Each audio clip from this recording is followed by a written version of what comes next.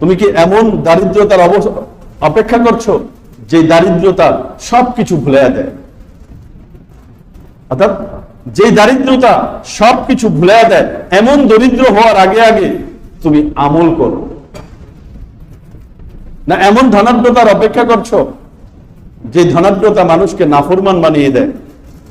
অর্থাৎ এমন ধনী হওয়া যে ধনী হইলে মানুষ নাফরমান হয়ে যায়, আল্লাহ পাকের নাফরমানি করে, আখিরাত সম্বন্ধে উদাসীন হয়ে যায়, এরকম ধনাঢ্য হওয়ার আগে আগে আমল করো।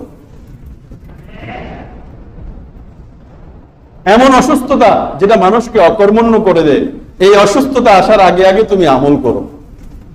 এমন বার্ধক্য যে বার্ধক্য মানুষের বিবেক বুদ্ধিকে ধ্বংস করে দেয়, ওই বার্ধক্যতা আসার আগে আগেই তুমি আমল করো। এমন মৌত, এমন মৃত্যু যেটা মানুষের কাছে হঠাৎ এসে যায়, ওই মৃত্যু আসার আগে আগে তুমি আমল করো।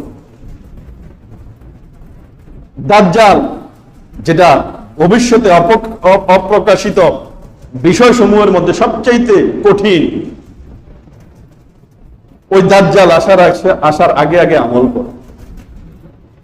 কিয়ামত যেটা অত্যন্ত ভয়ানক এবং খুবই তিক্ত, ওই কিয়ামত আসার আগে আগে আমল করো।